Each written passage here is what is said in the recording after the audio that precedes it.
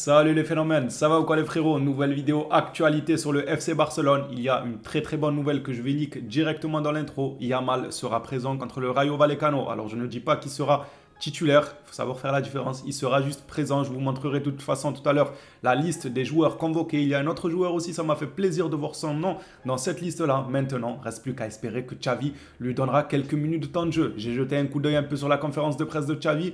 Il disait comme quoi ça allait être un match compliqué, que le Rayo avait un superbe entraîneur. Oui, je veux bien le croire. Le Rayo a un bon entraîneur. S'il te plaît, Xavi, fais tout de même le taf. Ne viens pas atténuer les circonstances, tout ça. Et surtout, si on pouvait voir un peu Yamal dans ce match-là, ça nous ferait plaisir. On va commencer cette vidéo actualité. Si le contenu te plaît et que tu souhaites me soutenir, comme d'habitude, vous savez ce qu'il vous reste à faire. Le petit like, le petit abonnement. Et commençons cette actualité sans plus tarder avec une nouvelle, je pense, qui va vous faire extrêmement plaisir, mais à un degré que vous imaginez même pas. On attendait tous cette nouvelle. En fait, moi, ça fait des mois, tous les jours, je me réveille et je me dis qu'est-ce que le Barça attend pour faire ce communiqué. J'étais trop pressé de voir ça. Eh bien, c'est tombé aujourd'hui. Barcelone compte à 100% sur Marcos Alonso pour la saison prochaine. C'était mon rêve, quoi. C'était mon rêve que le Barça compte à 100%.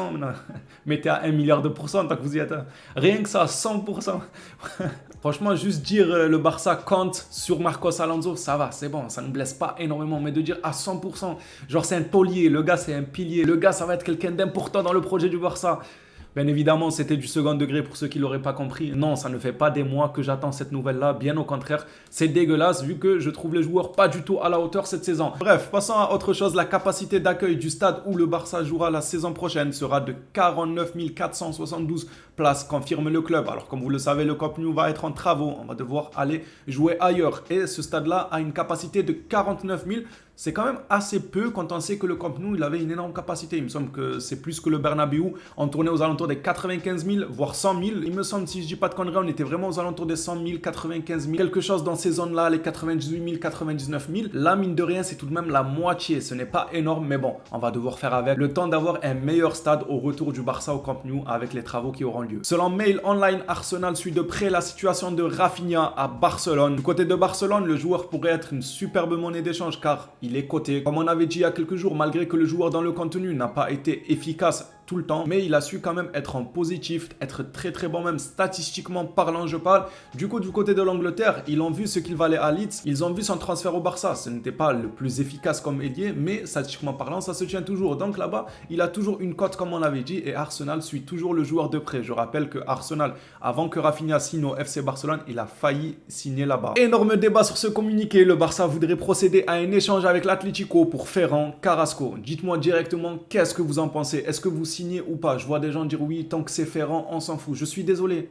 Ok, tant que c'est Ferran, je veux bien comprendre qu'il nous a tous déçus, je veux bien comprendre que beaucoup veulent le chasser du club. Il n'y a aucun souci avec ça. Le joueur n'est pas à la hauteur du FC Barcelone, ça c'est sûr et certain. Mais dans ce deal-là, je me permets, moi je refuse. Moi je refuse dans ce deal-là. Ferran Torres, il est plus jeune. Ferran Torres a une plus grosse valeur marchande. Carrasco, quand on parle de sa valeur marchande, elle est aux alentours des 10 millions. Maximum 15 millions. Alors que Ferran Torres, sa valeur marchande est à 25 millions. Ça peut grimper à 30, 35 millions si jamais tu trouves le bon club. Voilà, club de PL, comme je disais la dernière fois, Newcastle. Venez mettre 50 millions. On vous le donne. Mais vous m'avez compris, Ferran Torres, rapport prix-âge, mais c'est beaucoup plus intéressant. Le gars, il est coté à 25 millions, 30 millions, il est encore jeune. Et Carrasco, il est coté à 10 millions, 15 millions, il a atteint un certain âge. Et vous voulez faire cet échange. Mais je suis désolé, mais pour moi, l'Atlético Madrid, ils sont gagnants dans ce deal. Si ça se fait là, ils sont gagnants. Ils nous ont battus sur les Griezmann, deux pas, ils ont réussi à l'arracher aussi pour une bouchée de pain. L'Atlético nous la met toujours à l'envers. Et si ce deal-là se fait, encore une fois, ce n'est pas parce que c'est Ferran Torres, parce que si Ferran Torres est vendu cet été, moi, je m'en foutrais. J'en ai rien à foutre. Le joueur n'est pas du tout à la hauteur du FC Barcelone. Il m'a énormément déçu, mais pour un échange contre Carrasco, on n'est pas gagnant. Moi, je trouve pas qu'on est gagnant. Dites-moi vous ce que vous en pensez dans les commentaires.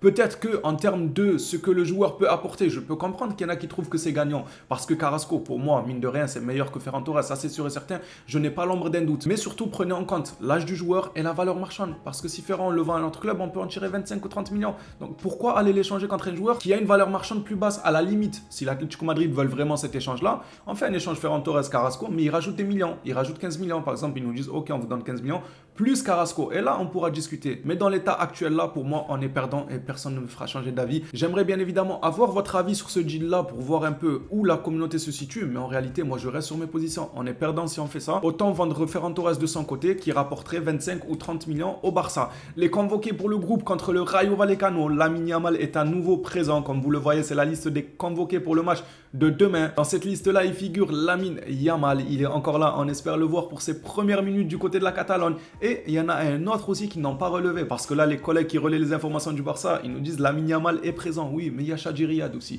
Le petit Chadji Riyad, très prometteur lui aussi, jeune défenseur marocain qui est présent dans cette liste-là. J'aimerais bien le voir. Mine de rien, j'aimerais bien le voir. Et dans cette liste, il manque le retraité, Sergio Busquets. Il n'est pas là parce qu'il est suspendu. Et vous allez voir dans un autre communiqué, ça sera quelqu'un d'autre qui jouera à son poste. Non, on ne parle pas de Frenkie de Jong ou autre, mais plutôt quelqu'un d'autre. Je pense que vous avez déjà remarqué, il a été testé il y a quelques semaines à ce poste-là. On va passer maintenant du côté de l'infirmerie. Ousmane Dembélé et Andreas Christensen devraient tous deux faire leur retour lors du match à domicile contre le Real Betis samedi. Et Xavi l'a confirmé en conférence de presse en disant que les deux joueurs allaient être disponibles dès ce week-end. Enfin, on récupère nos blessés, super important avec le retour de Pedri, le retour de Christensen, le retour de Dembélé. Ça va nous faire extrêmement de bien. Et pour finir cette vidéo actualité, je vous l'ai dit, quelqu'un d'autre jouera à la place de Sergio Busquets. Il y en a qui ont dû deviner parce que c'était assez simple. Xavi l'a dit à de nombreuses reprises qu'il aimerait tester Garcia au poste de 6. Avec la suspension de Busquets, Eric Garcia pourrait avoir l'occasion de jouer en tant que pivot demain contre le Rayo Vallecano. Ça serait très important pour son avenir. Pourquoi pas? En réalité, moi je suis pour. C'est un match Rayo Vallecano, même si Xavi nous dit oui, Rayo Vallecano ça va être compliqué. En réalité, tous les matchs sont compliqués, on le sait. Mais il y a bien des matchs où tu peux te laisser aller en testant quelques joueurs.